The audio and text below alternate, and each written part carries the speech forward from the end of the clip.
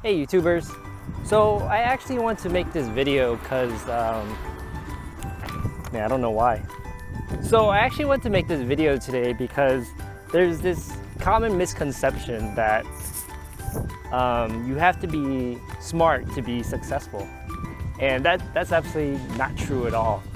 And ironically, I've actually noticed the individuals that are naturally smart are kind of lazy and don't find much success in life in general. Either that or you're successful because your dad wrote you a check for $1 million. In any case, the main key to success, in my opinion, is hard work. Prior to pharmacy school, I actually had a huge addiction to gaming. And I still kind of do now, but I've learned to control it a bit more. I remember back in high school, I used to wake up at 2 or 3 in the morning, get up just to play some good old Diablo or World of Warcraft. The bus got here at 7 a.m. I'd go to school, come back, and just play the rest of the night. And that was basically high school in a nutshell. College wasn't any different either. I would just skip class all day, every day. The only time I actually went to class was when they administered tests. I remember this one time, I got to class and I felt bad. I went to class, it was a month in. It was really packed, and I asked the guy next to me, I was like, hey, is class always this packed? And he just kind of looked at me and was like, you don't know? And I was like, no. He's like, yo, we have a freaking test today, man. I got I think a 15 or 20% on that test. It was pretty bad. And all this was basically because I sat in my dorm room playing World of Warcraft every single day. Luckily, I never failed any of my classes. I mainly dropped all of those that I was about to fail, but I didn't really get A's or B's either. I was kind of a C student for the most part. If you could paint a picture, I was basically that stereotypical guy that was holed up in his dorm room playing games, antisocial, having a stack of pizza boxes that were a couple weeks old in my dorm room. So, what changed? I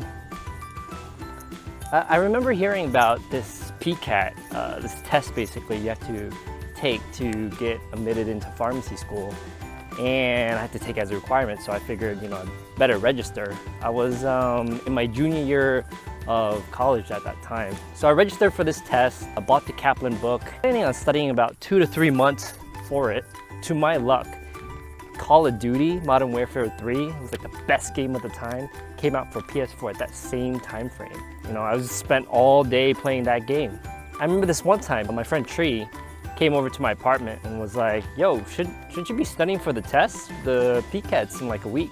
Tree was studying for the test in time too. I hadn't even cracked the book open, and I only had a week left to take the test. It's not to anyone's surprise that I failed the PCAT pretty miserably. But it didn't really fully hit me though until I applied to pharmacy school at the end of my junior year. I submitted my applications on the very last day. Had barely a 3.0 GPA, had that pitiful PCAT score, wasn't really involved, didn't do much in college.